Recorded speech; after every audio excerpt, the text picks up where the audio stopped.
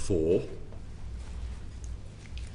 Order, order. Welcome to the Treasury Select Committee on Tuesday, the 3rd of June 2025. Today, we've got one of our regular sessions with the Bank of England's Monetary Policy Committee, and we're pleased to welcome Andrew Bailey, the Governor of the Bank of England, Sarah Breeden, the Deputy Governor for Financial Stability at the Bank, Dr. Swati Dhingra, who's an external member of the Monetary Policy Committee, who's just been reappointed. So this is in effect a reappointment hearing at the same time. And joining us online from the United States is Dr. Mann, who's also an external member of the Monetary Policy Committee. So a welcome to you all. I think I want to dive straight in really about your last monetary policy decision. It was a very interesting three-way split, and that gave us a lot of food for thought. What do you see? Well, perhaps if I could go to Dr. Dhingra, who's in the room, first of all. Do you want to explain the difference between your views and other members of the committee? Dr. Dhingra, over to you.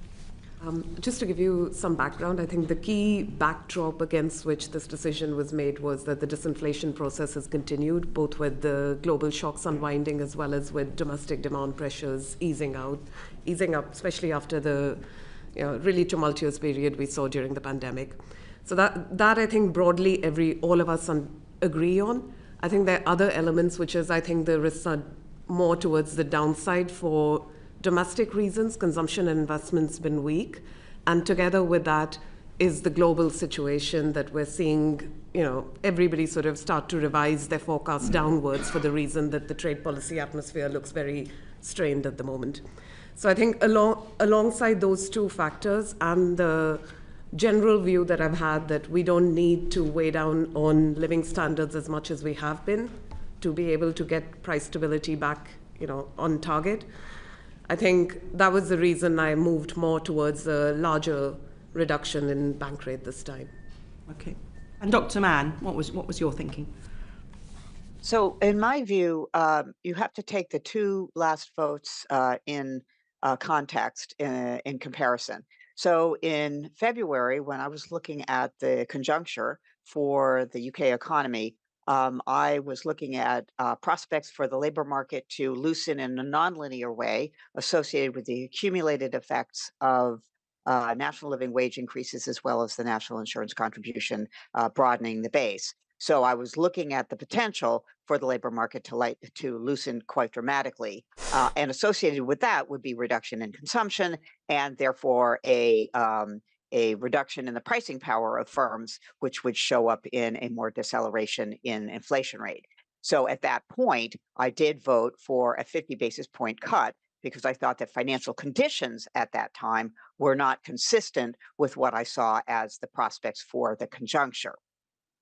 Moving to May is where I chose to hold bank rate at the rate that it was.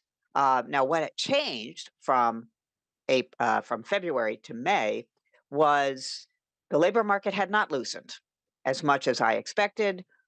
Consumption does remain weak, but no weaker than it was than I had thought. And then importantly, inflation, although decelerating, was not decelerating consistent with achieving the target of 2% in the medium term. Particularly, for example, goods prices were rising, not falling. Services prices continuing to remain well above anything consistent with the 2% objective. But most importantly, from February to May, financial markets had eased quite dramatically by even more than the 50 basis points that I had voted for in February. So it's that combination of conjuncture, activity, inflation, but importantly, the state of financial markets that contributed to the two votes that I think need to be seen together in context. Thank you. And of course, the Governor and Ms. Breeden were somewhere in the middle. So do you want to explain what your thinking was in voting for the change, the cut that you voted for? Governor. Oh, thank you. First of all, I would say that although obviously the news has been dominated by the events coming out of the US, and no doubt we'll come on to this later, I'm sure, in my judgment, the key factors in our decision, in my decision certainly, were actually still starting with the domestic UK situation, the UK drivers, and then I sort of played the news coming out of the US and the world economy into that. And in light of that, and just picking up what Catherine's just been saying, because it's quite a good starting point, I mean, the key thing for me is, are we on course for inflation to come back to the 2% target? Are we on course for this sort of, unwinding of any persistence elements from what we saw a few years ago? And the key judgment there, for me, is really on the labour market. And I do take a slightly different view from Catherine on this. I actually don't think we've seen particular surprises in the inflation outturns relative to what we were expecting. The labour market actually, for me, has loosened somewhat. I mean, it's interesting with the numbers for pay. They're obviously at a level currently in the official data which is above anything consistent with the target. They're also actually out of line with past relationships. On the other hand, actually, we're actually under the path we were expecting in the February report. But more particularly, I think the key question for me is, we've got this, we've got a view which is that we will see pay coming down this year. It was a central point in the survey that our agents did at the start of the year. And at the moment, I would say I think that path is intact. Partly on partly my judgment is based on what we're seeing in the sort of the more sort of immediate data that we're seeing, but it's actually substantially also based on a lot of trips around the country, talking to firms. And my judgment is that we are seeing that. I mean, that's what firms are telling me they're seeing. But that's going to be a crucial judgment going forwards, which is why, gradual and careful remain my sort of guiding line, as it were. Okay, thank you. Ms. Breeden. Thanks, Chair. Like Andrew, I was focused on domestic developments as I approached this decision, with the international environment and overlay on that. And indeed, I'd thought that there was a case for a cut in bank rate, even absent the international developments, because I judged that domestic disinflationary process that we've all talked about was progressing as I expected, and I thought it would continue. I had two factors in mind when I approached this decision: persistence and spare capacity. On persistence, I judged the outlook for that to be very dependent upon what was happening to wages, and I had no evidence to doubt the steer from our agents' pay survey that come the end of this year, the policy relevant horizon, wage settlement should be around 3.7, 3.8%, which is a good percentage point below where we are now. The DMP had the same data. On spare capacity, it's hard to observe that, but I judged that some was opening up, and my focus was on the labour market. Employment growth is flat. Population growth is 0.25 percentage point. Vacancies are falling, and there's evidence of employees wanting to work more hours, all of which suggested to me that there was some spare capacity opening up, the labour market was loosening, and that it would continue to do so as we looked ahead. So given monetary policy was restricted, given I had no evidence to suggest that persistence would be higher than we expected, and with loosening in the labour market, I was happy to cut bank rate and then played the international risks into that. Okay, well, thank you. I want to go back to you, if I could, Dr. Dhingra. You have been outvoted, as you answered this in your questionnaire, 16 out of the 21 MPC meetings that you've attended. So you're an outlier. So we quite like talking to people who've got different views on this. And you highlighted in your questionnaire that you think that we could have contained inflationary pressures with a lower peak in rates. So others, when we've had other members of the MPC in front of us and the governor, they'll talk about a slow glide path to 2%. You wanted to see a lower peak in rates and then a faster change. Do you want to explain that a little bit more? So I would say I wanted to see a lower peak and held for longer till as long as was necessary, and also to reduce the risk of then falling too low where we don't have enough policy room and have to rely on unconventional policy tools. That would have been my preferred path, but of course that's not where we ended up. So I've had to adjust my vote according to the path that actually prevailed as opposed to what would have been my optimal, desirable path to follow. That being said, I can give a little bit more perspective on why my view might be different from the others and why sort of, ex ante, you might think that both things make sense from a point of view of policy setting.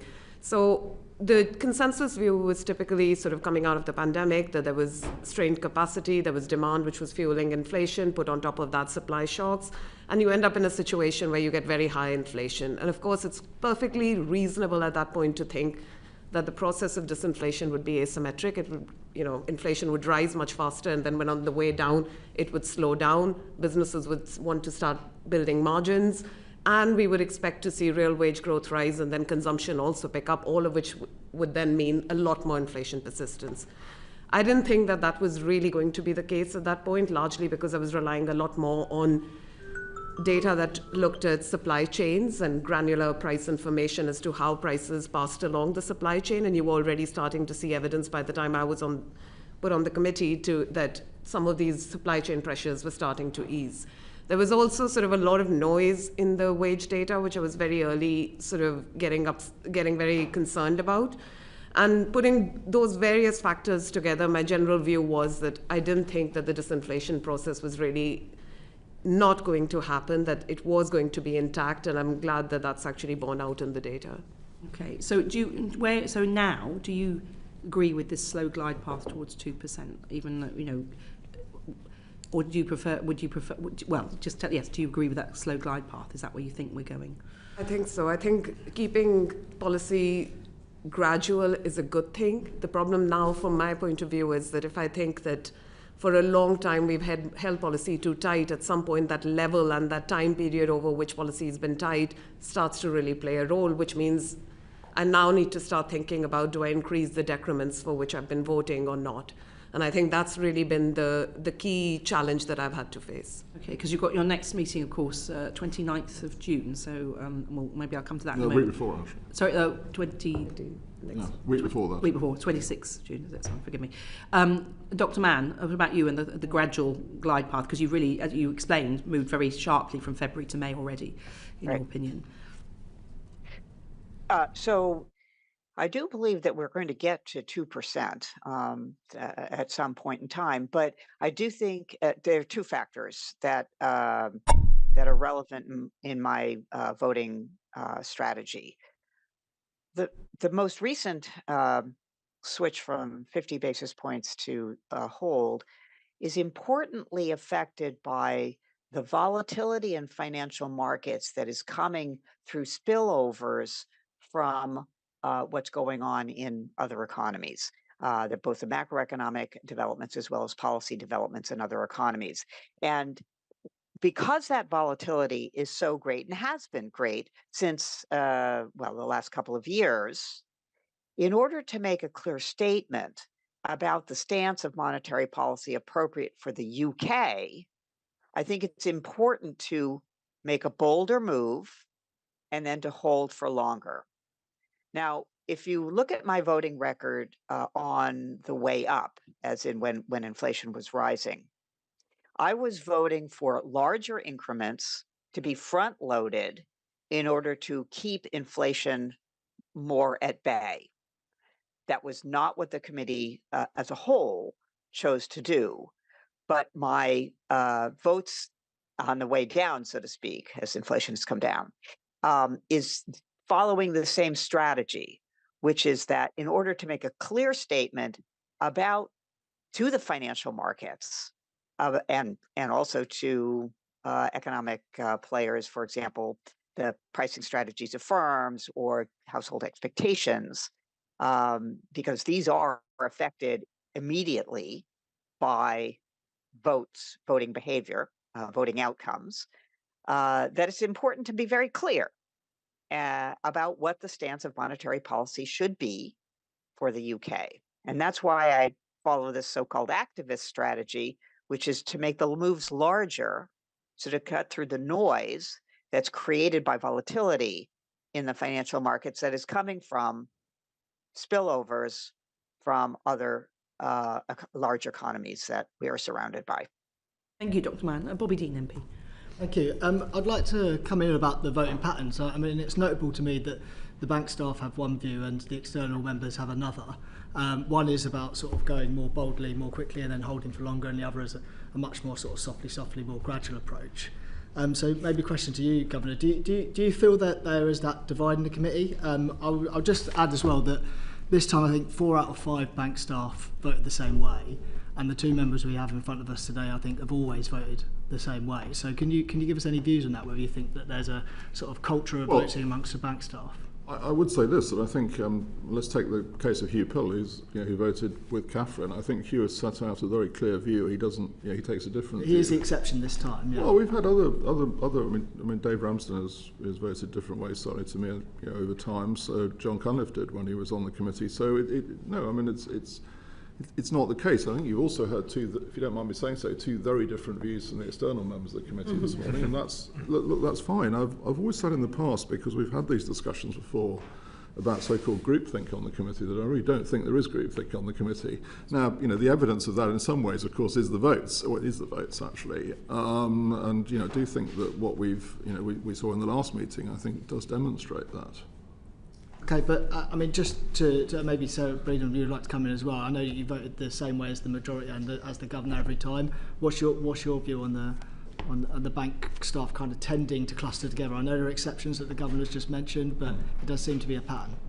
So look, despite having voted with the majority on each occasion that I've voted on the MPC so far, my interpretation of the economy and what's driving inflation has at times differed. So you should think of the majority as having a broad church within it. And what we try and do in our communications is convey what that broad church includes, so that as data come out through time, the markets and people like yourselves can understand where we're likely to go.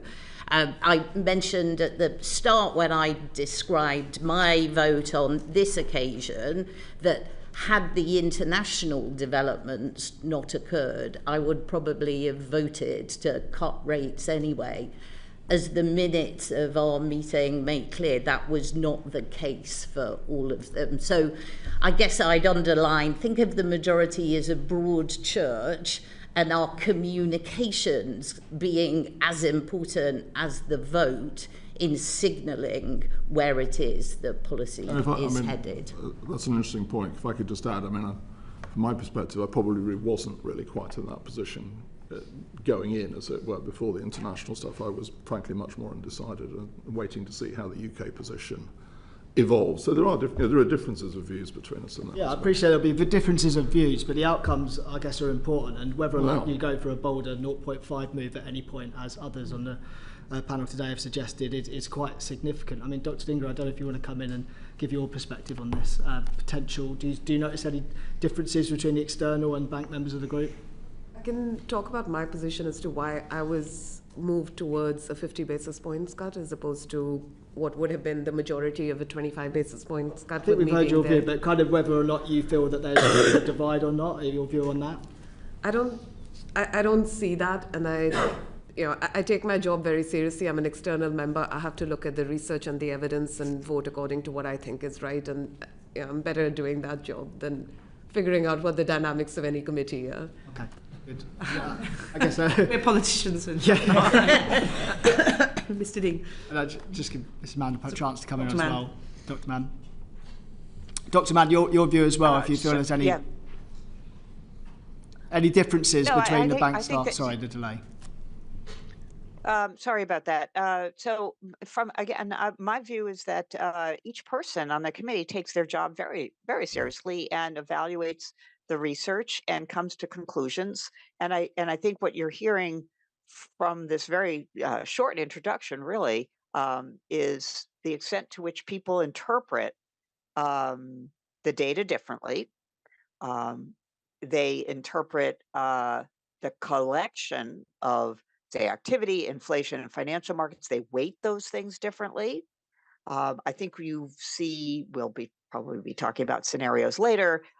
These are different ways of presenting possible outcomes that don't cover everything that we've been thinking about or talking about, but are a selected set of possible ways in which shocks could be different, or economic relationships could have changed over time.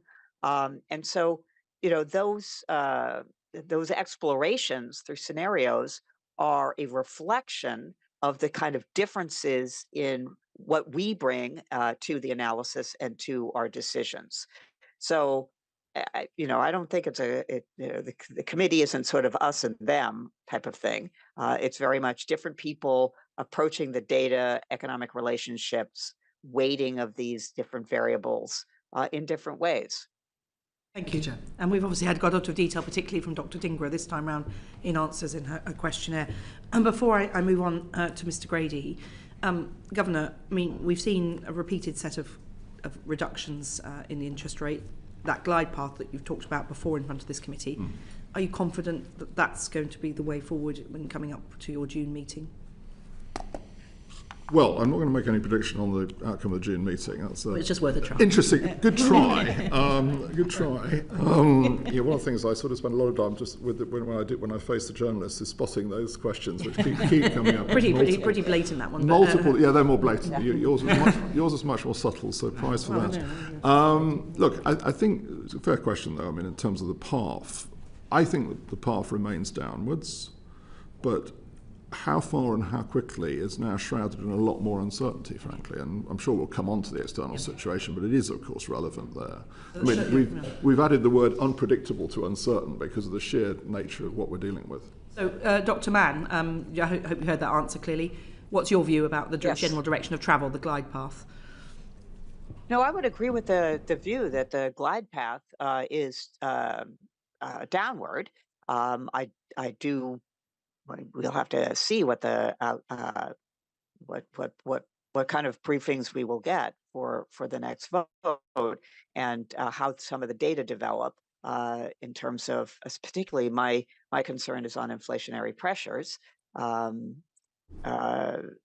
so I can say that the direction is down, but in what sort of steps and what time frame, I think we still don't know about that. We have a lot more to be looking at in terms of the outcome of policies that haven't yet been fully developed in other economies, and the spillovers from those will be important for decision making. Thank you. Sarah Breeden, briefly.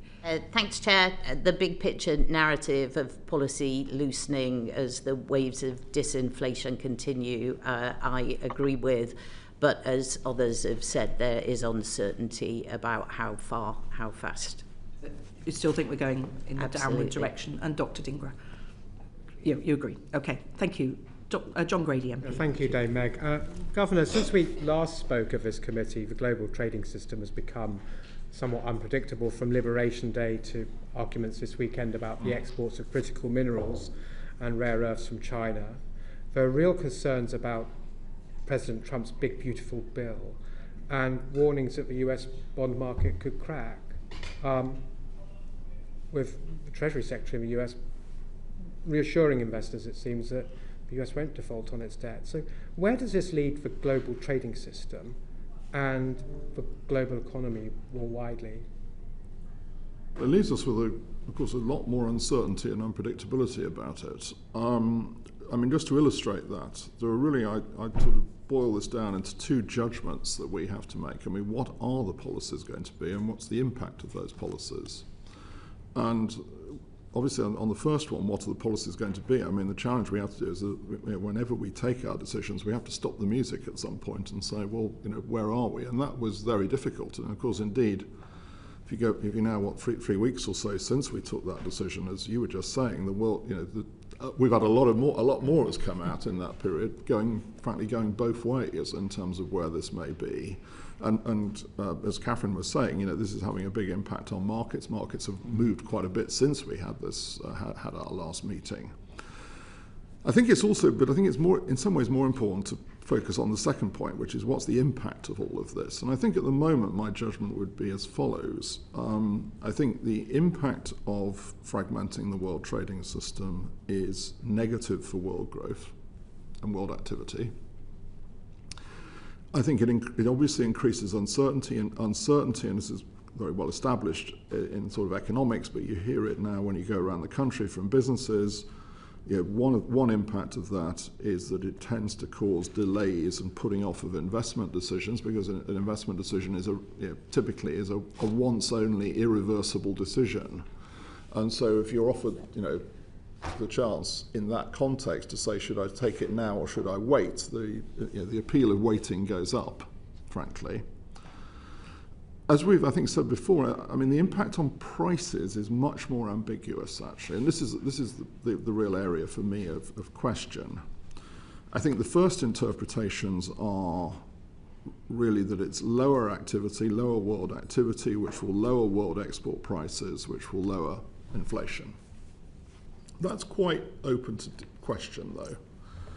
I was interested this morning, the OECD have come out with their new projections, and they've actually somewhat gone the other way and said, yes, it's lower for activity, but it's not necessarily lower for inflation. And the reason for that is, and we tried to bring this out in our scenarios, is that if it affects the supply side of the world economy, so if it starts disrupting supply chains, for instance, that could have the opposite effect, that it could actually, it could start disrupting markets, supply chains and markets again, and that could actually put some upward force into pressure into inflation. Now, at the moment, it's really, frankly, too soon to tell. We're not seeing the sort of effects on supply chains that we were seeing sort of back in 2021, for instance. But it is a genuine concern because, I think the best example of this is the US-China. I mean, I think US-China is the center of this whole thing, really. And the question of where that's going and what effect that's having on supply is obviously a very important question. So we're going to have to keep watching this very carefully, I'm afraid. Well, question. I mean, we've heard various diverse views about how monetary policy should move forward. Does all this uncertainty lead to a serious risk that despite the bank's best endeavours, monetary policy could go badly wrong with inflation undershooting or overshooting the target? Well, let me say two things on that. Start with more of the sort of the theory part and then come on to the sort of practice. There's a huge amount of debate, obviously, about how you respond to uncertainty. I mean, one school of thought is that it causes you to act more cautiously. And that's because you sort of, in a sense, you want to wait to see how it develops. That's not an unreasonable view, and one that I certainly, put some weight on. But it is not a reasonable view if you think that there is a threat to the integrity of the anchor, which is the inflation target, clearly. In that case, the answer, I think, is that you should act more aggressively, more. Catherine might use the word activistly. I don't know, as an activist. Now, I'm not seeing that at the moment, but I think it's important. That's an important thing that we have to sort of keep in our mind as we make these judgments, that it isn't always the case that you respond to uncertainty by being more cautious. Now, that's the first part. In terms of the second part, how you sort of play that out into the decisions, and you made the point, could you go badly wrong? And that was a very big question for me in this decision we took 3 weeks ago.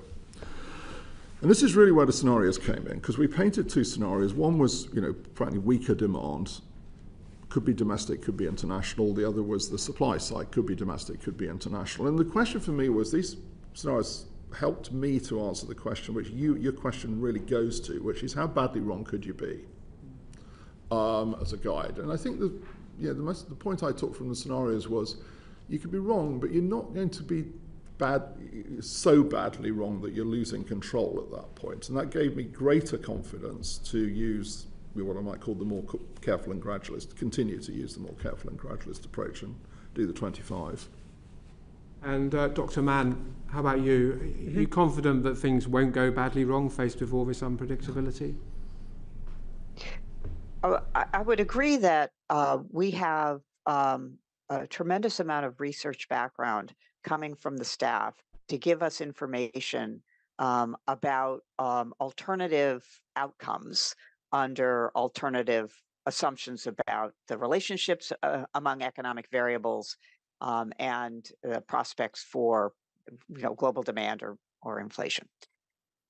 The one point where I would differ a little bit with what the governor has painted is on the sort of the inflation dynamics and how uncertainty about inflation dynamics. What do we know about that from research?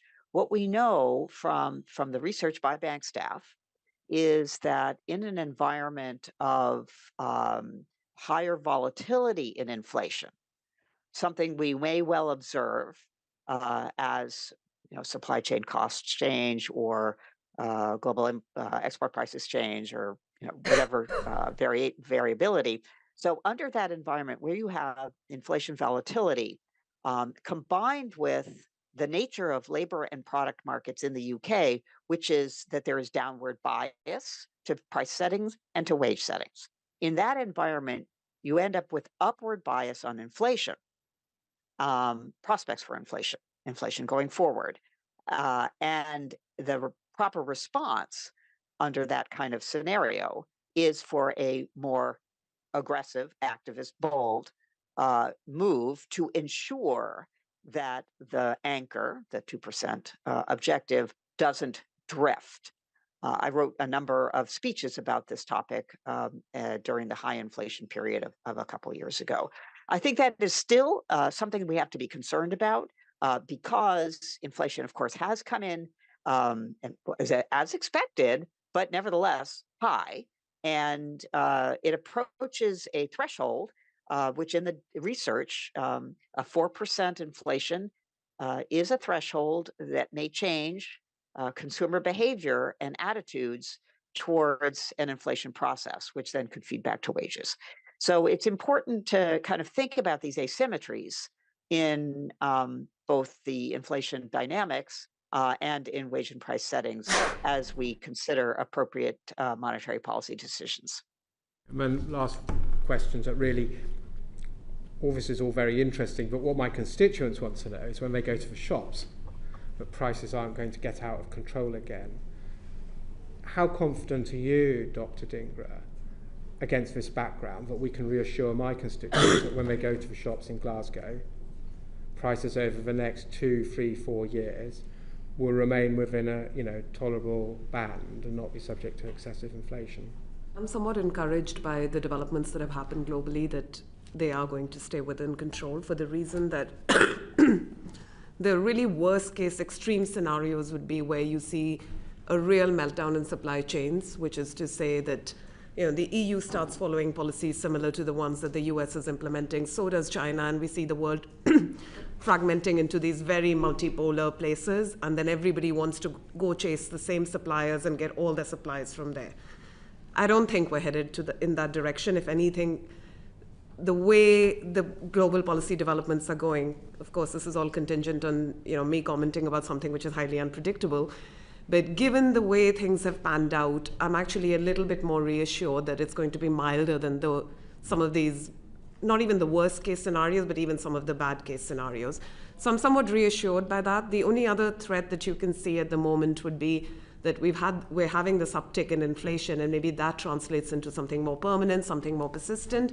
And again, there I'm somewhat reassured by the fact that you don't see the same kinds of inflation expectations uptick that you see in household expectations show up in firms. So that's somewhat encouraging. It's also something which looks more like a one-off change rather than something which has momentum on its own. So again, I'm not terribly worried about that. And I think the context really helps in that case, that we've had a period where there has been consumption weakness, where the labor market has loosened. We've had interest rates much more restrictive now. So we're not in that situation which we found ourselves in 2022 when the really large energy supply shock happened. So in that sense, I think you can probably go to your constituents and be a lot more reassuring than what you could do, say, in 2022. And Mr. Breeden, if we were having a tour around the shops at Parkhead Cross in my seat, would you be in a similar boat of reassuring my constituents that prices will remain stable over the next 3-4 years? I would underline that last point that Dr. Dhingra made just then.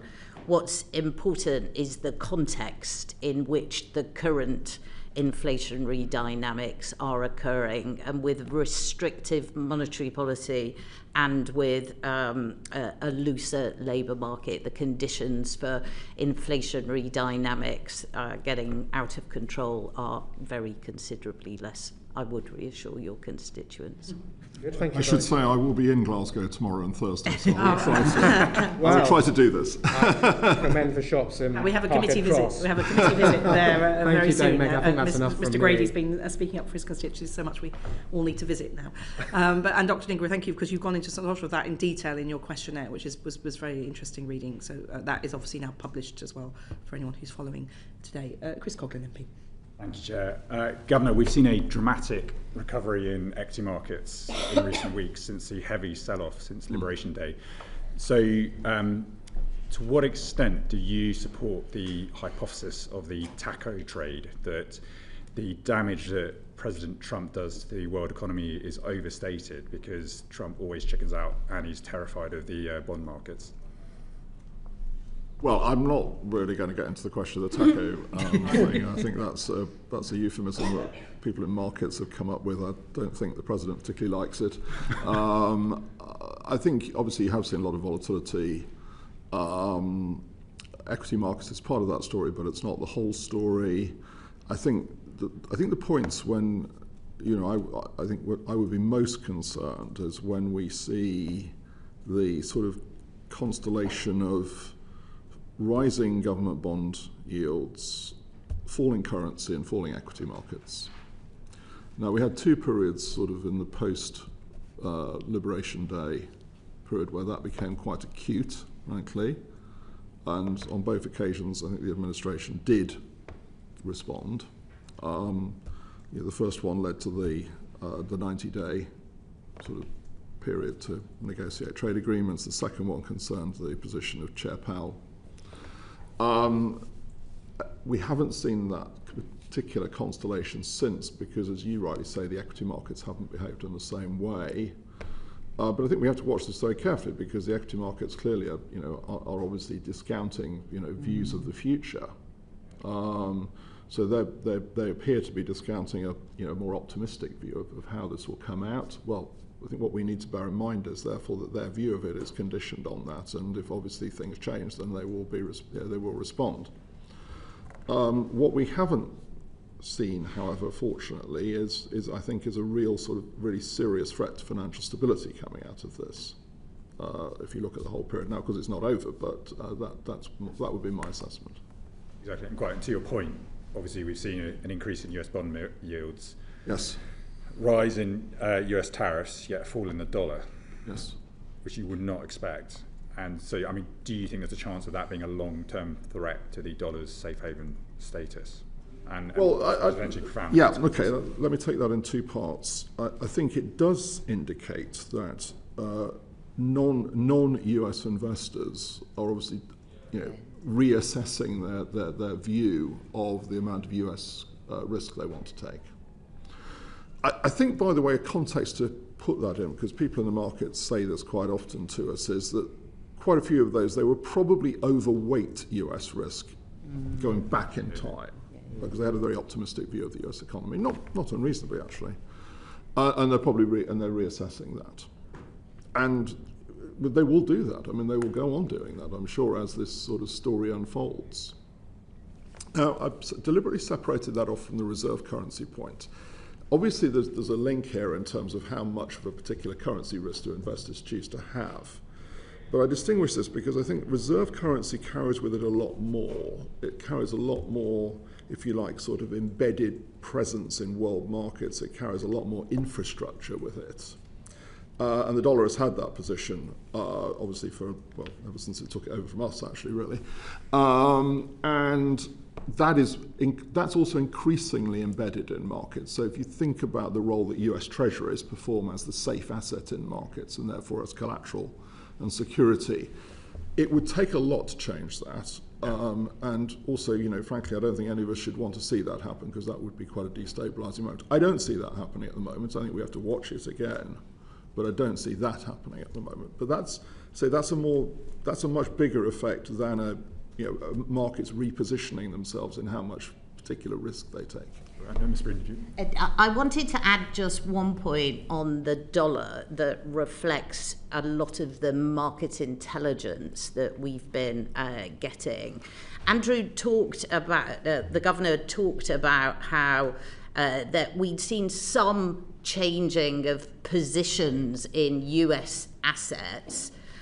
The interesting story about the US dollar is that some of that is about foreign holdings of those US assets not being previously hedged and now being hedged. So you get a movement just in the currency and less so in the underlying asset prices. That matters for us as monetary policy makers because what happens to the exchange rate is an important input into the inflation outlook. But it also matters from a financial stability perspective as to who's bearing losses and how might they come back. That hasn't been an issue for UK financial stability. And if I heard correctly from the governor, there hasn't been a threat to UK financial stability from you'd agree with that. And how about the increase in long-term US debt yields that we're seeing? That, I mean, obviously both as a result of President Trump, but also potentially the tax cuts coming through. I mean, how concerned are you about that and the flow through to the UK? Why don't I take that one, Mr. Coughlin? We've seen a trend globally of long-term interest rates rising. So it's a story in the US, it's a story in the UK, it's a story in Europe and Japan. It's not really been a UK-specific story. The good news is that markets have functioned through all of that. It doesn't much matter from a monetary policy perspective. The rates that matter for businesses and households are at the shorter end. But from a financial stability perspective, we have seen markets function through that period. Is there anything you want to add, Governor? No, I would agree with that. I would, just emphasise the point that some of the biggest, I think the biggest rises in long-term yields have been in Japan. So we do have to watch outside the US as well. Yeah. Thank you very much. Rachel Blake, MP. Thank you, Chair. Governor, you've talked about the importance of trade deals, and yes. I wanted to ask how you assess the significance in terms of growth and inflation of the recent UK-EU trade deal. Well, I'm a strong supporter of open markets and free trade. And I made some remarks on this actually last week in Dublin. Let me draw a sort of distinction between the short term and the long term. I think in the short, one might put the sort of the US-UK agreement into the shorter term in the sense it's addressing obviously the particular issue of the moment. I've said before, I think in the circumstances, and I use those words advisedly, I think it's a good thing. But the reason I use the words in the circumstances are two parts to it. One is that it still leaves obviously the average tariff level higher than it was pre all of this starting. That's important to bear in mind. The second thing is, and this is where I get to the other agreements as a sort of bridge to that, the UK is a very open economy, always has been for ever since we industrialised.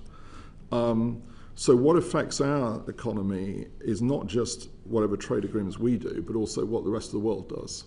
And it's sort of, I can go back to this point about China, but you could make the same point about the EU, that whatever they do will also have an effect on us as well.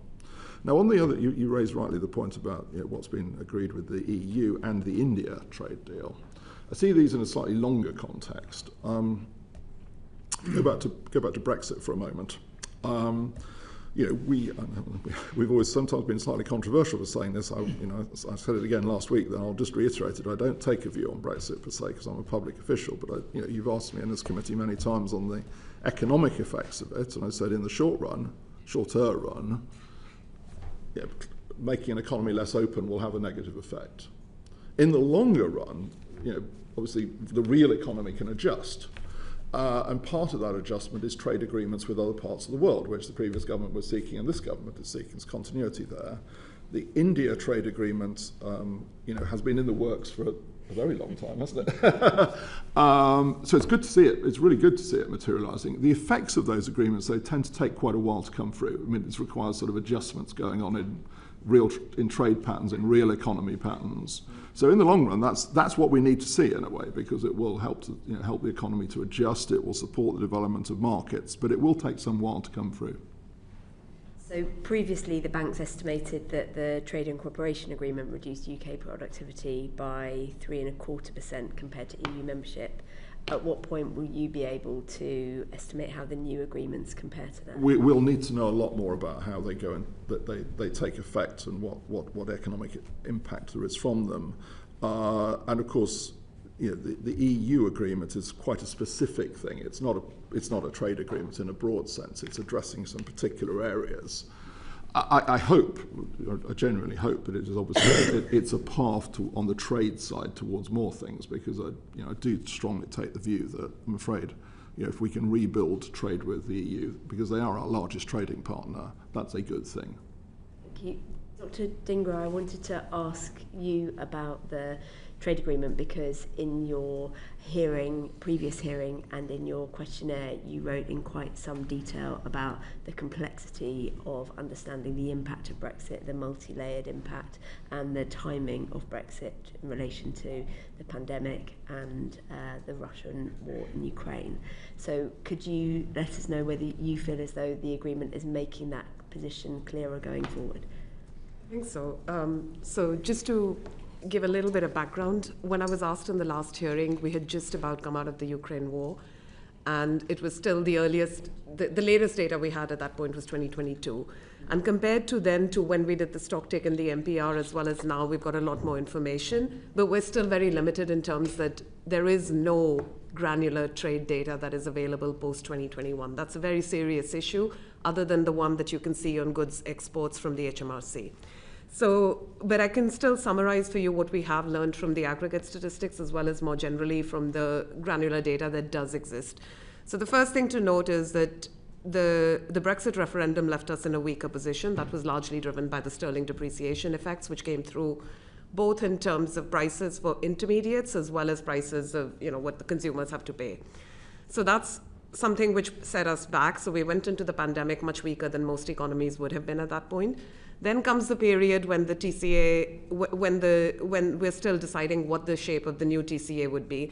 And that was a period of serious uncertainty in the economy, and that shows up in weaker business investment in the country, compared to, say, peer countries that we could look at.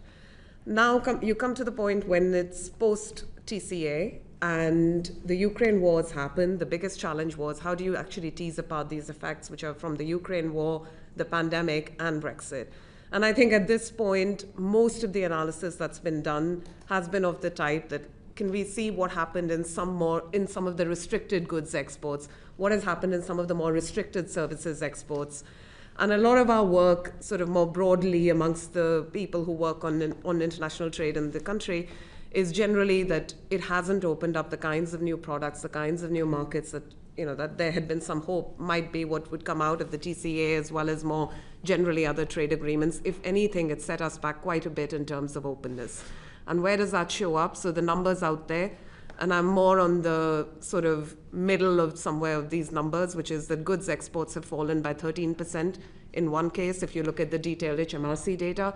If you compare with peer countries as well, with more updated data from 2023-24, the number's going to start looking much bigger, in the order of 25% or so. And if you look at some of the newer work that we're doing on services exports, I think you can really tease apart what the TCA impacts are, because we've actually codified the TCA and where the reservations come in and where the restrictions don't come in.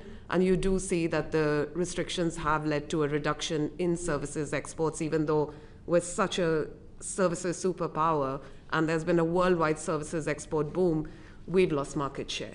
And I think those are the things which, when you talk about these trade deals, I think this is where they really can make a difference, that a lot of it is about trade costs that will come into being some point in the future. And if we can try and stem that tide, that is where productivity starts to go up. And have you, at this point, been able to estimate the extent to which the agreement from last month has stemmed that tide? Not quite, because I think it's far too early to talk about that. If you look at the basic numbers that say the HMT or the Department for Business and Trade have given out, there's somewhere in the range of about, you would add about a little less than 0.5% of GDP forever on in about 10 years' time. So these are fairly long periods. So that being said, I should mention, unfortunately, trade models do give you very small numbers, and we tend to think that these gains are actually much larger than that. Devastating cut through on government spin, Dr. Dhingra. Ms. Blake. So would it be fair to say that the reduction in productivity estimated from the Trading Cooperation Agreement has had an impact that is still having an effect on our economy now, and that the recovery, and that to characterise it as such, will take longer than perhaps the initial impact? I think so. I think we can say that we went in looking weaker, and when we've come out of the pandemic, we haven't recovered as fast as many of the other economies. That's not to say that we didn't have a much bigger energy supply shock than most other countries, but I think still there is a contribution that is coming from the fact that we're a less open economy, and we've always been excellent at being an open economy. Thank you. I wanted to ask Ms. Breeden about how the impact of the UK-EU arrangements have perhaps affected our stability in relation to the US tariffs. Just so I can check your question, Ms. Blake, it's to understand how the developments in the UK and Europe affect our relationship with the US. Yes.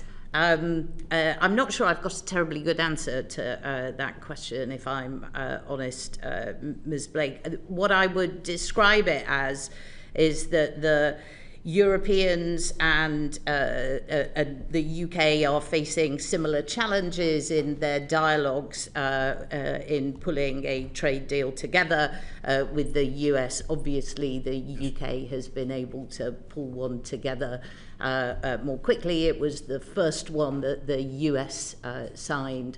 Perhaps that has obviously been supported by being not a member of the European Union.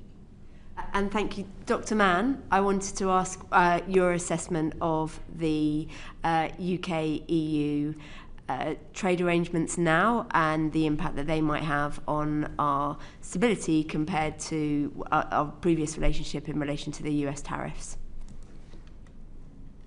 So there are a couple of different pieces of that, one regarding financial stability and one regarding sort of a real side effect or inflationary effect coming through the tariffs. So on the tariffs, there's still uncertainty about how the policy will ultimately play out. And so its implications for growth and for inflation are uncertain. I do want to pick up, though, on a point that was part of a discussion earlier on how the path of inflation may be affected in the UK from global developments on tariffs. So there is a view that the tariff, the US-China tariff war and other tariffs that are being implemented on other countries will precipitate overall lower international prices. And in principle, the UK could enjoy those lower international prices. I think of that as the effect that comes at the dock. meaning suppose it comes on a boat, for example, that's at the dock. However, what the prices that a consumer faces or a household faces is on the shop shelf. And there are quite a few additional players, transportation, advertising, inventory storage, domestic costs between the dock and the shelf.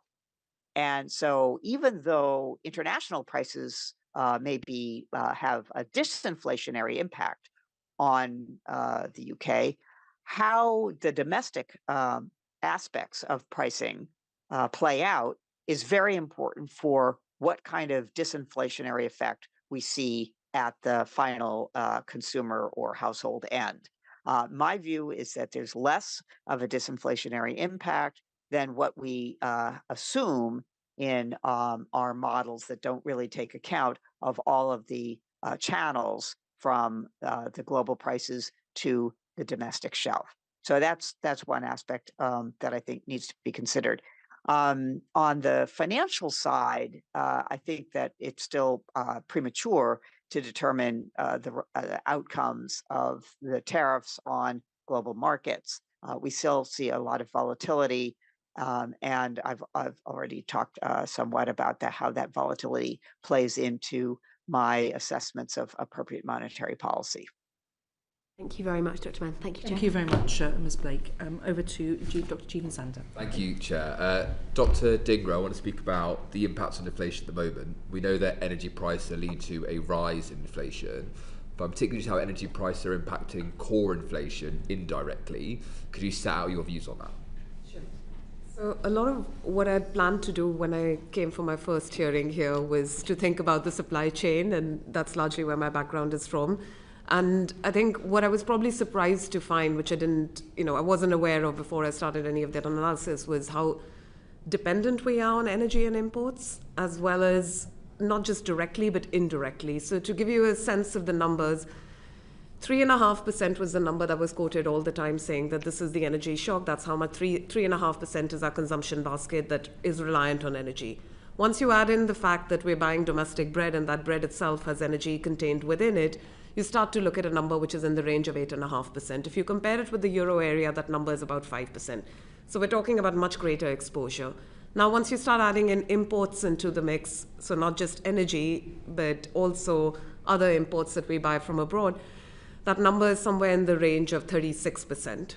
So we're talking about, that number which we usually look at, which is 15%, almost sort of doubles or a little bit more than doubles in this case. So I think that is really where a lot of the impact on inflation still is, even though, so till the last moment when I could do this analysis, which is before the PPI series was stopped, is the end of 2024. And by then, so just to give you some context, in 2022, 11 percentage points of the 17 percentage point rise that had happened between 2019 and 2023 was to do with the energy and import basket. If you then fast forward to the end of 2024, that number is somewhere in the range of 9 out of 24 percentage points of that rise that's happened since 2019 in the aggregate price level. So we're talking about still almost a third of what you're seeing in terms of inflation is really to do with imports and energy still sort of having a role to play. So I think we can't sort of lose sight of the fact that some of these things are fairly sticky, and as they pass through the supply chain, that takes time. Last time, Dame Harriet Baldwin asked me about how long that takes. I think roughly in the range of, anywhere between when it shows up in terms of firm prices to when it shows up in terms of consumer prices is 1 to 2 quarters, roughly around there. That's on that clarification question. You spoke about basically imports and goods. Did you also, your analysis include, for example, the impact on services? So I go to a restaurant and there's more energy prices are higher, therefore the sticker price is higher there. That also include that? Absolutely. Okay, and then so that's the entire basket, not just goods. And then on that, for example, so clearly monetary policy is really about the demand side, but here you're talking about supply shocks that are feeding through into a wider basket of goods. Do you think monetary policy can effectively constrain energy, or rather inflation, if it's being driven by energy prices? So I think that's the big debate, is when do you make that judgment call about when you act against a supply shock, when do you lean against a supply shock? Of course, there's always going to be a much a much worse trade-off when you're dealing with a supply shock, sorry, with a demand management tool. But that being said, I think the times to lean against a supply shock would be the kind that we saw just in 2022, where you see inflation running so high that you cannot but expect that there will be second round effects, which are going to happen through relative prices adjusting, through relative wages adjusting, and which is what a market economy has to do to be able to balance demand and supply. And I think in that sort of setting, it's appropriate to use monetary policy, even though it's much better at handling demand side, to be able to weigh against inflationary pressures that might arise in the future. That being said, I should mention that all of this came with the backdrop that we thought, when I came in, I thought inflation was going to peak at 13%. Those were the numbers we were seeing. But it ended up being 11%, and that was, of course, to do with the energy price cap as well. So it's not as though monetary policy is the only tool that can be used. There is a role for other tools too. They have a role to play as well. And now that we're through that period of high inflation, I want to think about some of the things you've said before. So your 2025 Dow lecture, you mentioned how monetary policy could be counterproductive because it constrains investment that will increase supply resilience. So in this case, for example, lower energy price, more accurately, I suppose, our dependence upon energy, the natural gas price movement. At the moment where we are in monetary policy, do you see the same risk as being present, i.e. a higher interest rate that's needed is leading to less investment in the things we need to in order to reduce inflation in the future? That's definitely one of the key channels through which monetary policy works. We don't have a tool that can distinguish between demand and supply. When we use our tool, it affects demand as well as supply factors. And I think that's really where my difference, say, from the committee's vote decisions have been, that I place a greater weight on some of that supply capacity and the resilience of that supply capacity going forwards, that I don't want that being dented too much either. If you had a say in fiscal policy, would you be encouraging the government to do more on that side, to invest more in, if you like, resilience to these shocks that can have second-round effects that lead to higher inflation in the future, etc.? I think that's the biggest lesson we should take from this cost of living crisis, that when you have supply shocks of this virility, you have to have other supply chain, systemic supply chain risks that you've got to take into account and have those tools and deploy those tools. A lot of governments do that everywhere in the world. Thank you, Dr. Dhingra. And to you, Dr. Mann, as well, I suppose the same question, given your history of the MPC, do you think there should be a greater role for fiscal policy in reducing future price movements and price shocks? So I'd like to come in on an earlier point that you asked about, which was the importance of monetary policy, the restrictiveness of monetary policy and its implications for business investment and therefore for the supply side. I do a fair amount of work on business investment with the Productivity Institute. And what we have found in the research is that the monetary policy's role in the cost of capital, which is the variable to which business investment does respond, is quite limited. In other words, businesses undertake investment decisions relatively more based on what their internal decisions are about a hurdle rate. And the relationship between the hurdle rate, which is based on what managers think, it's based on some history to discipline different parts of the firm if it's a multinational. That hurdle rate and its relationship to the monetary policy setting is very, very limited. So what this means is that the role that monetary policy can play in affecting business investment is much less than what kind of Econ 101 would suggest. Doesn't mean it has zero effect, doesn't mean it has limited effect. And in the UK, probably the more important channel is monetary policy affecting consumer demand through the channel of cash flow effect on mortgages. And so the demand effect for driving business investment is much stronger. It's one reason why the TCA, at Brexit, that we've already discussed, the one reason why sluggish global demand as a consequence of the current set of trade policies, that these sources of slowdowns in demand as well as the uncertainty about demand, are far more important in driving the current state of business investment than is monetary policy. So all that with a background, thinking about strategies to enhance business investment, the role that a fiscal policy can play in creating a catalytic environment which is supportive of business investment, that could play, in a standard Keynesian sense, could play a very important role. Thank you very much, Dr. Mann. Thank you, Chair. Thank you very much, Dr. Sander. Lola McAvoy, MP. Thank you, Chair. So thank you to the panel so far. It's been fascinating. I am an optimist, and given what we've heard about the increase in the US risk rating, which poses, I would argue, an opportunity for the UK economy, and the warm welcome from businesses about the trade deals in the EU and India, Governor, are you being too pessimistic? Well, I've welcomed these trade deals, if you don't mind me saying so.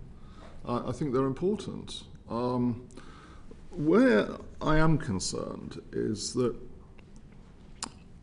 the overall picture on trade now, I'm afraid, is one where, I think the phrase that was used at the weekend in one article in the press in response to the speech I made last week is the rules-based system is sort of dead. And what do we mean by that? Well, over a long time we built up a pattern of world trade agreements which led to a lowering of tariffs. It was initially based around, post-war it was based around the GATT, which became the World Trade Organization. And I'm afraid that system has now, really been, blown up to a considerable degree, let's be honest, by all of this. And that has that has very serious consequences for the world economy. And the point I made last week was that I do think I think there are genuine reasons for why this has happened, which we have to be, very focused on. We can't just, as I said last week, say, the US administration is just wrong-headed. I mean, there are things that have gone on in this whole trade picture, which I think do point to the stress that system has been under. But if we basically abandon that system and say we're never going to get it back, then that has quite very serious implications for the world economy. I'll give you one example of this, and it's really at the heart of this so-called rules-based system, is what's called most favored nation. Because the principle of most favored nation is that when you do a trade agreement, you give this, you give the same terms to all your other partners. That is now, gone for them. I mean, it just isn't part of the current picture, and that's a very serious implication. So, I don't want to be called a pessimist, because my whole point is, I do think we've got to come back to the multilateral table and say we've got to work very hard to say, okay, we understand there were problems with this system. It wasn't working as it should do, but if we abandon it, then we're into a much more difficult world. Okay, and could I come in on this? Could I come in on this to make a particular point? And that is on the point of most favored nation. When that is eroded, when the companies have to consider, if I do business in this country, I have these rules. If I'm doing business in that country, I have a different set of rules. If I have business in a third country, I have a different set of rules. Any multinational has now 3 sets of rules that they have to embed into their contracts, into their cost structure, and the legal system. And multinationals play a very important role in the UK.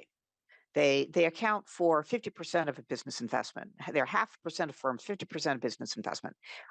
And so making that environment more costly for them to do business is part of the negative outcome of this fragmentation of the trading environment. And it's not, often we think about it in terms of just supply chains. This is beyond supply chains. This could be doing business in exactly the same countries as you did before, but you have three different, my example here, you have three different cost structures, three different legal arrangements, three different contractual strategies, and it becomes what my advisor from long ago called a spaghetti bowl, instead of spaghetti bowl of negotiations and arrangements that clearly will add to the cost structure. Thank you. Thank you. Really clear description. Thank you. Ms. McAvoy. I suppose what I'm interested in is about the framing of the impact of your decision on the 0.25 percentage point and what that means for business and consumer sentiment, which we know drives growth. So the appetite for people to invest in the UK, we want to see as many as possible, obviously, and we want to see people feeling better off. And the wages are going up, we know that. We want to see people spending those wages in their local economies so that we can see everybody feel like things are better in the UK. And I suppose the economy grew 0.7% in the first quarter, second fastest pace since the pandemic. But bank staff estimate that underlying GDP growth is 0. So I suppose I would like to understand a bit more about the difference in those opinions compared to what looks like a good result, I would argue. Well, obviously, I mean, it was a good number, and don't want to take away from that. The challenge we're describing is to what extent does that describe the underlying pattern? And frankly, we've had more volatile sort of short-run GDP numbers of late. Maybe that's just a reflection of all the shocks we're having to deal with. The challenge we have at the moment is that the forward-looking sort of evidence on activity in the economy, so the surveys, are nothing like as strong as that. So there is a disjoint, if you like, between that number and the pattern we get from the surveys. And the evidence from sort of all the work our staff do to assess the past and what we draw from it is that the surveys are probably on average a better predictor of the future than the immediately previous GDP number. And I should add to that the agents and my own visits around the country are somewhat supporting the survey evidence. So that's why our staff are saying to us, look, it's an encouraging number clearly. There are probably some one-off elements in it, but the pattern that we're getting from particularly the forward-looking surveys is not as strong. Okay, and so you've got your 12 agents up and down the country in every region. Yes. That's not that many. Is it? I mean, one person in every region. From the northeast, I know that. Well, it's more than one. Hang on, it's more than one. Okay, so. How many with the surveys and the agents, how much of the business community in the UK is represented? Well, the surveys, I mean, because there's a whole range of surveys, if you I mean, I've not done this, but if you add them up, and it would require a lot of work to do that because you'd have to pick apart the double counting. I mean, I think all the various surveys get around quite a lot of the economy. We obviously have our own survey, which is the decision maker panel. But there's many surveys beyond that. You've got CBI surveys, you've got purchasing manager surveys, you've got individual surveys run by particular. I mean, Lloyds Bank run one, for instance. So if you add all those up, I think you're getting a pretty good coverage. Okay, so I suppose it comes down to the confidence that we've all got in current public data as well, and we've raised this before about the productivity puzzle and the fact that productivity is looking lower than it was in Q1 2024, but 1% higher than Q4 2019, and so that again poses that question that I raise every time about the reliability of the productivity data during the pandemic and how that's impacting policy decisions. And I just wondered if you have confidence in those figures, or do you tend to have to be over-reliant on your own survey and your agents because of the lack of confidence in the data? Well, I mean, look, there is a puzzle, and there is a puzzle in the last 12 months, because obviously we had very flat growth throughout particularly the second half of last year, that the productivity numbers would tell us that we had negative productivity growth last year. Now, it's possible to have negative productivity growth, obviously, but it is usually, going back in time, the case that negative productivity growth is associated with quite serious recessions. We didn't have that last year. So there is a puzzle there, that we had negative productivity growth without many of the conditions that are typically associated with it. So yes, that does give us a puzzle over the over exactly what the picture is, what the data are telling us, and that's why we are consumers of every bit of useful data we can lay our hands on, frankly. Thank you. That's fine for me. Thank you very much, Ms McAvoy. Yuan Yang MP. Governor, I'm going to return to our favourite multi-part drama of the labour force survey. About data. What happened since your Mansion House speech on this? And we were told by the outgoing national statistician that the improvements to the labour force survey should have fed through by May of this year. Do you feel they have fed through? I think, with due respect, it's work in progress. And look, I don't want to take away from the fact that I think the ONS are working very hard at this. So I don't want to take. I think what they've managed to achieve so far is that they have expanded the sample, or the scope of the survey, and therefore raised the number of people who participate in it. Though I believe it is still below where it was pre-COVID in that sense. But as the OMS have said themselves, they don't believe, and this is why there's a very severe health warning on every release they make, and it remains there, that until they introduce what they call the new transformed labour force survey, which will not be now until I think next year, we should still regard the labour force survey with a great deal of caution and a big health warning coming on it. So it remains in that situation. I noted that you'd had bank staff estimating a new model for employment growth, Yes. as you detailed in the report. That shows that it's flat compared to, or decreasing possibly compared to the Yes. ONS. What I'm curious about is whether the bank and perhaps other agencies are now having to substitute your own staff resource for the lack of clear signal from the ONS. We are doing more on that. Yes, we are doing more on that front. I mean, we always had other models, because going back to the answer I was giving to Ms McAvoy's question, we always want, the official data isn't forward-looking, so we're always consuming surveys and talking to firms and so on and putting those through models, but we're having to do more of that to compensate for the labour force survey. So, for instance, I mean, we're putting more weight, for instance, on the HMRC data in the area of employment, which obviously does give us a read on employment. We use other surveys, we use our own agents, yes. So we are doing more in that field, yes. And finally, the Cabinet Office is now making an inquiry into the ONS. I was wondering if the bank is involved in that, and if you have any... We have, obviously, I know we've spoken to the person leading the inquiry and said, yes, and said, look, we're happy to offer any assistance we can. I think that was quite welcomed. I haven't got, if you would like an update, I can give you, but I mean, obviously, I think the best thing is that goes into the inquiry and comes out at the other end, as it were. But I can certainly let you know what we're doing, but I think it's probably better if we let the inquiry do its work in terms of... I think your views have been clear on the record to us here and in other fora.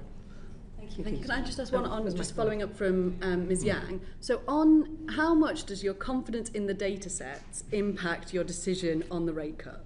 Oh, it does have a bearing on it, yes. If you had to pick how heavily weighted towards So that? I think we have certainly, let's take the LFS because it is obviously probably the best example. Our confidence in some aspects of that, and particularly those aspects where it's not so easy to substitute. So inactivity is the real problem area here, because Ms Yang was asking about employment, for instance. It's easier to substitute alternative estimates in for employment and unemployment. It's much harder to do it for inactivity. There's really not much of a substitute for the...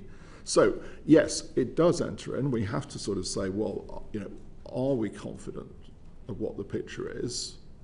We certainly spend more time on it, and that's obviously what we should do, given the uncertainty. So, yes, it does have a bearing on it. Yeah. A lot of people's mortgages hinging on them getting the data right, aren't they?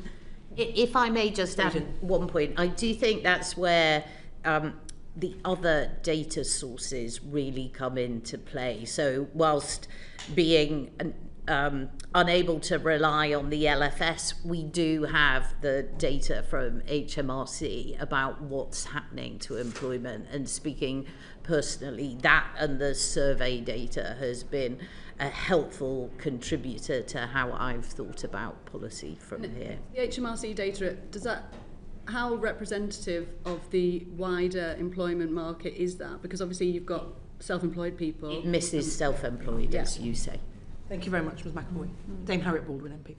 Thank you, Chair. After the inflation spike, the court commissioned Dr. Ben Bernanke from the US Federal Reserve to review your forecasting approach. And Yes. I know we haven't got the Deputy Governor, Claire Lombardelli, who's implementing that with us today. So I just wondered if I could ask you, Yes. Governor, for an update on the progress, both on the infrastructure in terms of the computers that do the modelling, but also the approach that you're taking towards scenarios. Yes. Because you committed to implement all 12 of those recommendations. Yeah, so let me run through it quickly. So start with scenarios. We used and set out 2 scenarios in the monetary policy report this time. One was designed to show where we could see things going if the demand story was weaker. Now that could be a product of domestic conditions. So we weren't specific. We weren't saying it's got to be this particular situation. We were doing it at a more general level, which we think is useful. So in the domestic side, let's say, for instance, that the saving rate doesn't fall. It's currently at a very high level, and therefore we don't get a bounce back in consumption of that sort. But we could obviously apply that demand story into the international environment as well. Let's say we get weaker demand as a result of the trade issues. The other one was the opposite side, if you like. It was a supply story, so it was producing the opposite effects. And again, we could tell that story domestically. We could tell that story about the labour market, for instance, and the supply of labour, or we could tell it internationally, as we were discussing earlier about supply chains.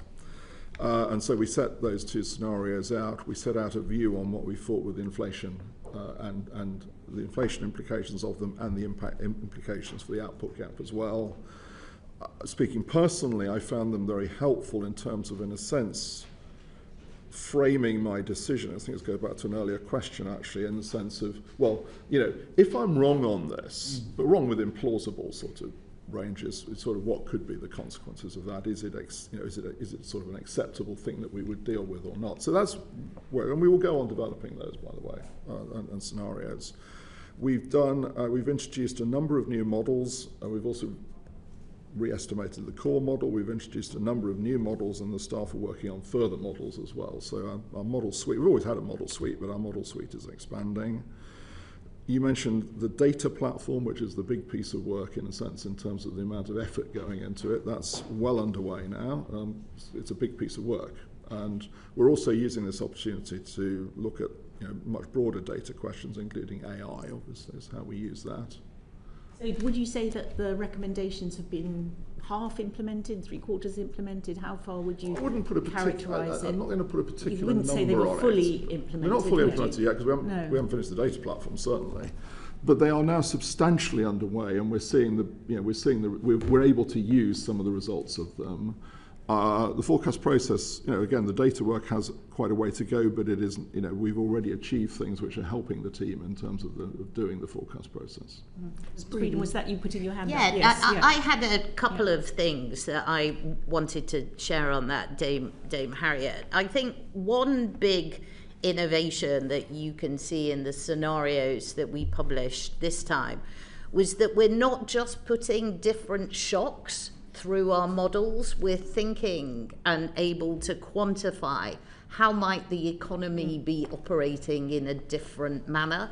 That, I think, is a real step forward in our ability to use scenario analysis. And then the second thing that I wanted to say, and this is speaking personally, I think having scenarios has led to us having different debates as a policy-making committee. We're able to quantify the differences, track them through time, understand, as the governor was saying, how wrong might we be. So in addition to having the scenarios, I do think they're driving better policy outcomes. Thank you. And Dr. Dhingra, in your questionnaire response, you speak about the scenarios. And I also noticed that the IMF, in their Article 4 summary on the UK economy that was published recently, they were talking about encouraging the bank to move away from market pricing or using what the market is pricing in and to focus much more on the scenarios. Do you see that as being the same thing, or how do you feel about this approach? I I think where that would be helpful would be that it's not very useful to know what the number is for GDP growth, but to understand what is the underlying factor driving that number.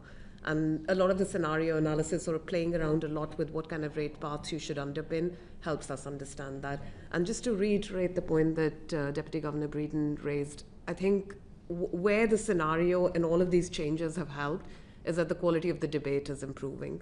Okay. So we can actually have a discussion which is much more focused, and we can also challenge each other's views in a much more quantitative way. And I think once the data platform is underway, and when staff are able to use that in an easy to use way, then we will be able to have much more meaningful discussion. Is there a date for that data platform to go live, Governor? Oh, fully it won't be until certainly next year, but this is because it's a very big piece of work, and we're looking beginning of next year, end of next year? No, well, certainly not before the middle of next year, I would think. But as I said, because we are looking to be pretty ambitious here, and for instance, I think things like AI factor into it, we're sort of giving ourselves quite a lot. I mean, this is a, we want to do something big at this point. Okay. Dr. Mann, did you want to add anything on this question about the implementation of the Bernanke review recommendations? So the part about when you were asking about the models, one of the major models that is used, the general equilibrium model, was already underway to be reestimated, but it importantly has been reestimated in a way that allows in the scenarios, and I'm going to repeat what Deputy Secretary Breeden said, but I'm going to use different language, and that is our discussions over the past couple of years have often surrounded what is the elasticity, or how strong is the relationship between, say, unemployment and wages. It's a very important relationship in economic analysis. And is it a low elasticity? Is it a strong elasticity, a high elasticity? And one of the things that the re-estimation of the major model compass allows us to do is to vary that parameter. So when we would used to have a discussion, and this gets back to what Dr. Dhingra was saying, when we used to have a discussion of, I think that the relationship between wages and the labor market is not very strong, a flat Phillips curve, so to speak, or it's very tight, we were just talking through words. Because the model now allows us to physically go in there, or staff, of course, do this, physically go in and change that parameter, and we can see what the impact would be of my story versus your story on the slope of a key relationship that underlies inflation. This is part of the reason why we can have much more constructive debates about prospects for the underpinnings for the inflationary pressure, or the wage pressure and inflationary pressure, which then obviously immediately feeds into the monetary policy decision. So to me, this re-estimation also marries some of the partial equilibrium research that's done and has been part of, in particular, my decision making over the last couple of years, and the macroeconomic model. And having that marriage between micro and macro is something that, in my view, strengthens the underpinnings of the decision-making process. I just want to come back on the interest rate path point you make, because it's a very interesting one, and it's an important one. We do have a challenge here, because obviously the market curve is, I mean, all these curves are conditional, obviously, on certain assumptions about the future. And I'm very sort of sensitive to having loads of experience in this field, that everything we say that's conditional gets translated to be unconditional. Obviously, with the scenarios, you can't use the market curve, because the market curve is conditioned on a view of the world that is too far away from the scenario. And particularly if we publish interest rate profile, which I'm sure everybody would love us to do, obviously, and we will, in a sense, that's where we should end up if we can do it sort of sensibly. So we've got an issue there, which we will work our way through. One option would be to use so-called policy rules, which I think there's sort of greater understanding with some policy rules, at least, that because for the last 25 years, and we and other central banks are saying we don't actually use them to set policy, we use them as illustrative guides. Because I'm very conscious that if we stick down an interest rate path, people will say, oh, so that's what you're going to do, is it? And we're not saying that. We're saying conditioned on this particular view of the world, that's a sort of sensible interest rate path to attach, which allows you then to draw out the conclusions for inflation and activity and so on. So that's an issue still to be. Thank you. Just before we move on, you mentioned AI, Governor. We were looking at AI in Yes. financial services more generally. What risks do you think there are, and what parameters are you putting around the use of AI in the scenario planning? Well, if you start at a more general level, and Sarah may want to come in because she does a lot of work in this field across all our interests, I think you face a number of challenges. So we want to use AI because, of course, it's actually going to improve our productivity in important ways. So areas like coding, for instance, I mean, it's already, I think, demonstrated it can do that. The challenge, I think there are two challenges we have in this area with AI. Well, one's general, which is that AI is far more of what I call a black box than classic sort of models. And our approach, and to sort of flip over to our approach as a regulator, for instance, when banks use them, has always been to say, we want you to demonstrate to us that you understand how the box works. Now, the problem with AI, if you start using things like LLMs, is that actually you can't apply the same test. None of us know how those things work and can know how those things work in the same way. So I think we're all feeling around for how do we get ourselves into a world where we sort of balance the benefits of doing it with the issues that it presents.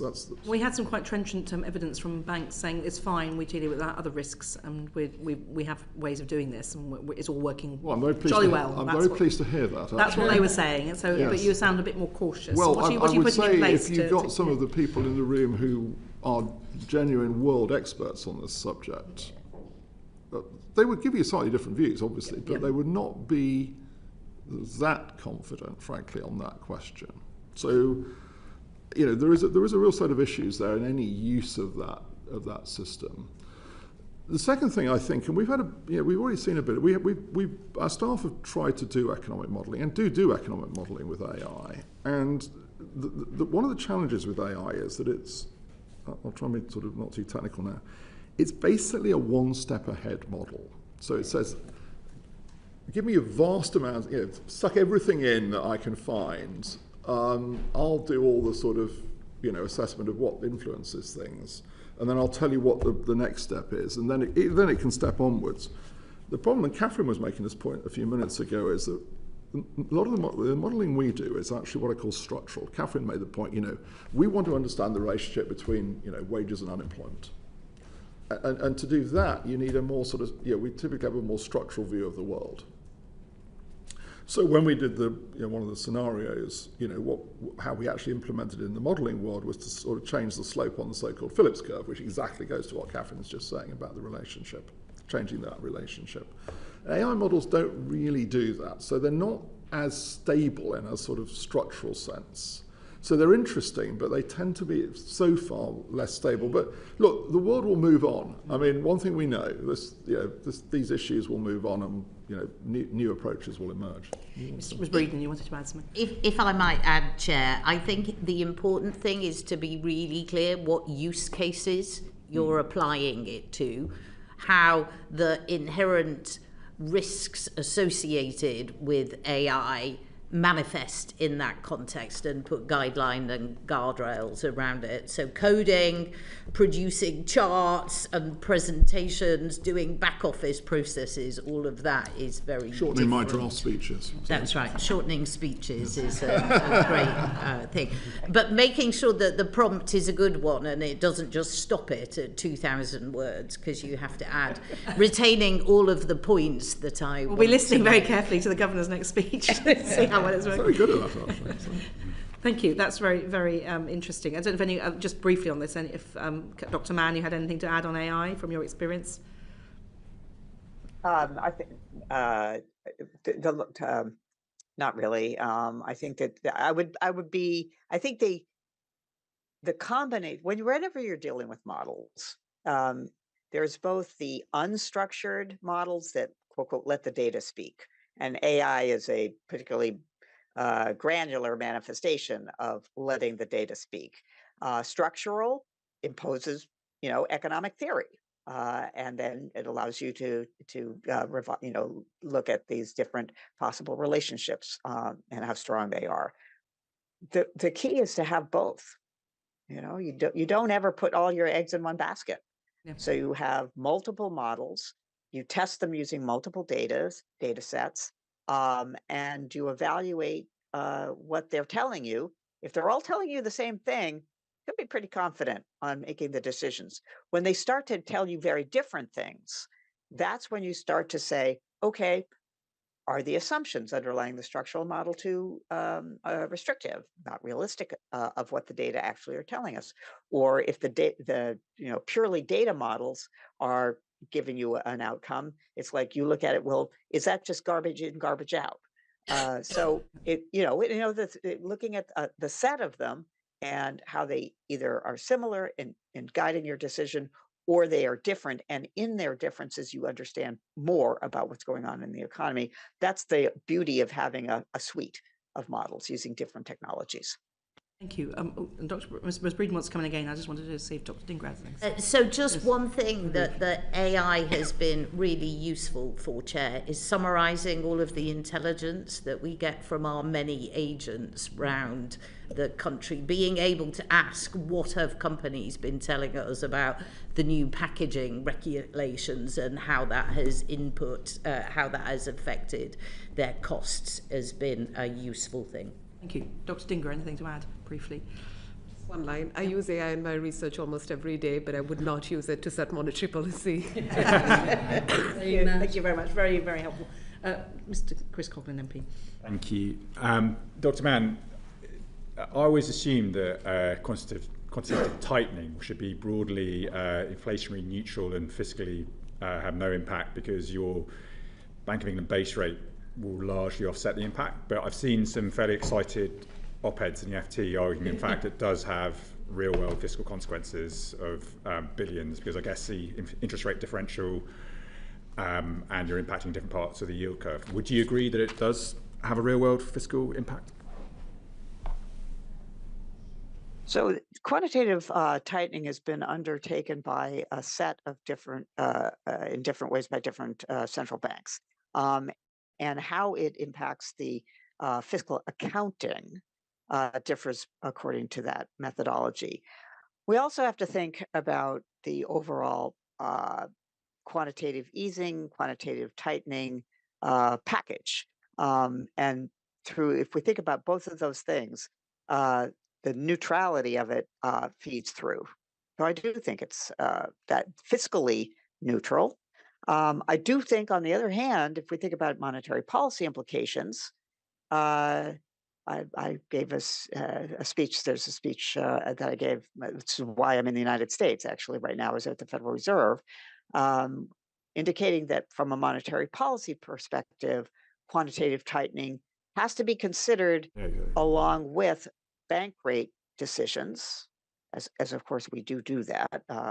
It works in the background, but we make a new decision for 2026 coming up in September, that the package of implications of quantitative tightening for the long end of the curve, because that's what we're doing, that's what we're selling, and bank rate for the short end of the curve, that we need to consider both of those as a package, again, against a backdrop of the comment that I made earlier of foreign spillovers also affecting the overall yield curve. So it's a complex decision, but these two elements have to be incorporated, bank rate as well as QT.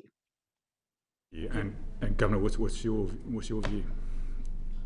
Well, on that point, I agree with Catherine, and that's really why we review it. I mean, it's one of the reasons we review it every year, and we're about to embark on the annual process now, actually, because how it feeds through along the yield curve is important.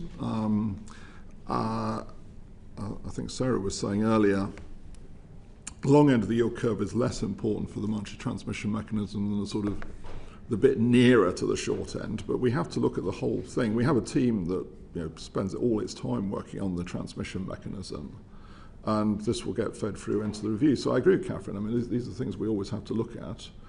We've had quite a lot of curve movement obviously going on, and I think what we will have to do is not only, I don't think the cause of that curve movement is quantitative tightening in its own right, but of course how it interacts with the other causes, i.e., what's coming out of the US, for instance, will be something we will have to go over in the next month or two. Yes. To be clear, do you agree that quantitative tightening is in fact fiscally neutral, and that has no fiscal impact, or if it does, it's purely an accounting thing rather than actual? Well, yes, that's a really good question. I'll just say a bit on this because there's been a lot of estimates and commentary around on this. Now, let me preface what I'm about to say with a very important point, which of course is we didn't do QE and we don't do quantitative tightening for fiscal reasons. And so if you ask us what the cost-benefit analysis of all this is, of course, we would put it into terms, economic terms, into the macroeconomy. But obviously, it has an impact. I mean, it has an impact on fiscal policy through the cost of debt. Yeah. And the point I want to make is this, because I think many of the calculations, and the FT's had some recently, only tell part of the story in that respect. So I'll comment on it through that lens, which is not our normal lens, but I think it's important to do. And starting point is that the UK is different from many countries in that it issues public, or has issued public debt with a longer term than others. So I think the average maturity of the UK gilt stock at the moment is about 14 years. When you look at the other major economies, it's about 6. So that's a big difference. Now, the reason this is important is the following. We obviously had a long period when interest rates were near zero, and QE was having the effect of flattening the yield curve out along the tenor, and that has benefited, obviously, the cost of debt servicing, and will continue to benefit the cost of debt servicing for a lot of years to come, a long time to come. So I think I'm right in saying that the current average cost in terms of average coupons on our gilt stock that's weighted average, by the way, is around about 2.7%. So it's well below, obviously, bank rate. And that's an inherited fact that the UK has issued a lot of long-term debt in a period when interest rates were very low. Now, if you say to me, well, okay, but you've actually taken a load of QE and you've transformed that into debt that carries, obviously, the bank rate as its cost. What's that 2.7%? And the answer is it's a bit under 3.2. So it's still well below bank rate. Now, here I get to the final point, is the point that's most relevant to the estimates that get published.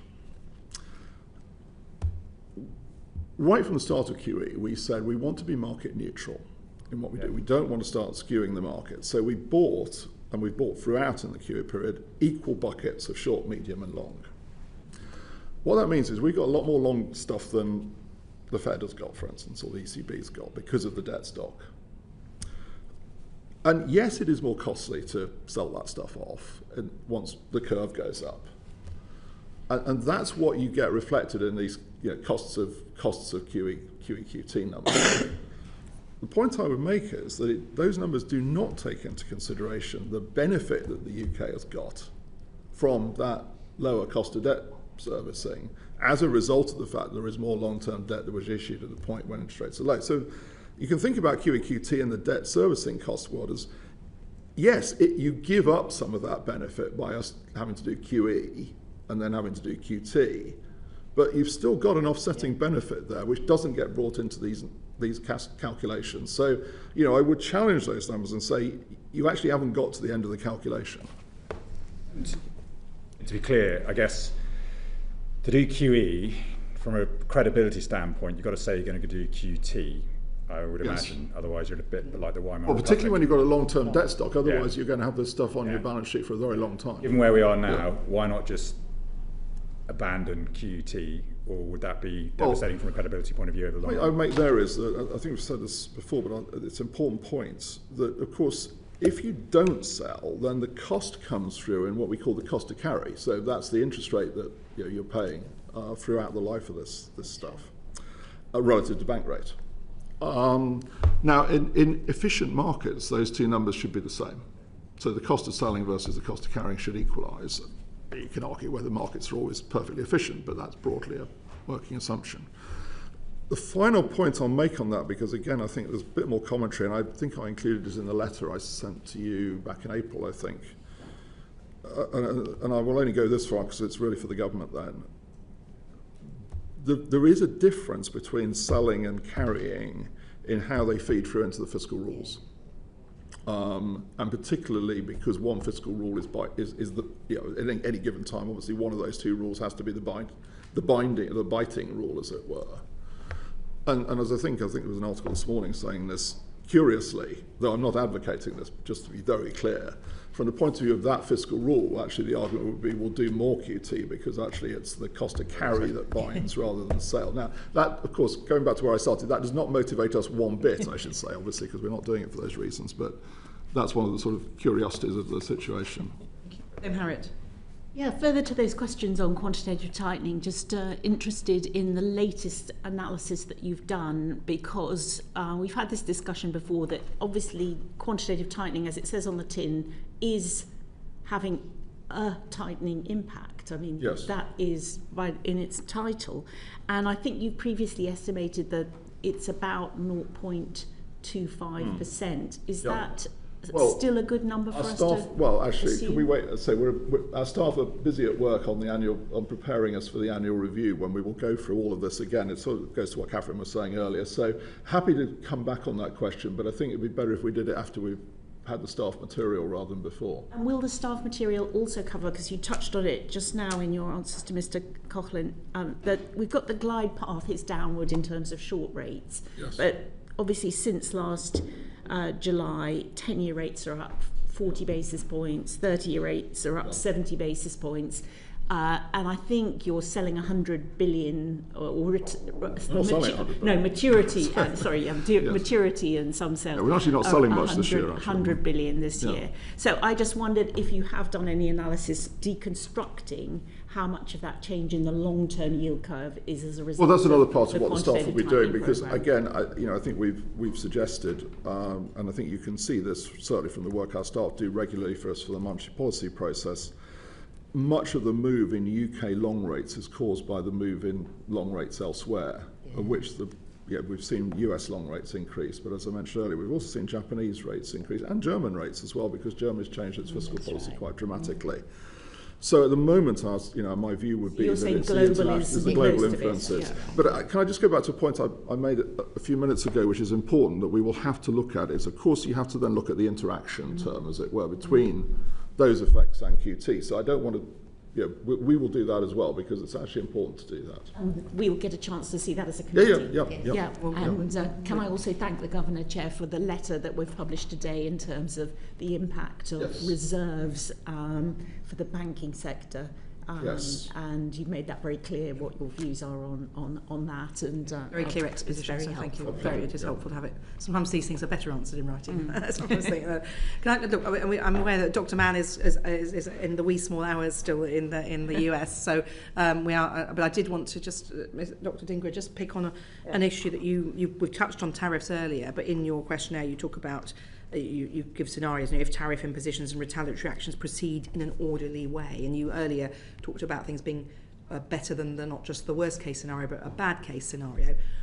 I mean, it seems quite confident. You seem quite confident that things could be in an orderly way. Is that what you're saying? And what does orderly and disorderly look like in your view as a trade specialist? I think it's easiest to say what disorderly looks like, which is you get a whole bunch of local content requirements coming in. You have supply chains completely distinguishing themselves into regional blocks, and then you basically have to rely on the same supplier to be able to sell here so that we could supply to the US, but then we don't want to supply the same necessarily to China. So those are the issues which would keep me up at night, because then you could get very sharp inflation spikes. That is not the situation we've seen until now. In fact, I would say we've seen something slightly better than what I had hoped for, which is that I would have thought that there would be tariff impositions, and then there would be retaliations from different countries, and then possibly even some anti-dumping duties if necessary.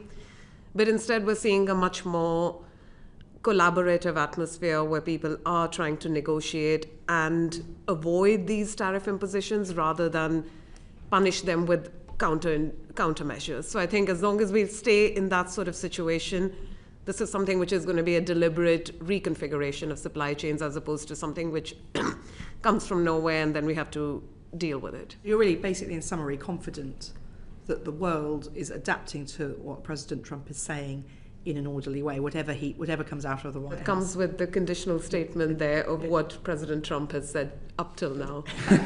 Okay. Well, we could discuss that at great length, but can I thank you all very much indeed for your time. So that's Dr. Catherine Mann, an external member of the MPC, joining us from the US. Thank you for your coping with the early hour in the US and for joining us. We did want to have you here today, so thank you for that. Dr. Swati, Dhingra, another external member of the Monetary Policy Committee, Sarah Breeden, the Deputy Governor, and Andrew Bailey, the Governor. Thank you very much indeed. Order, order.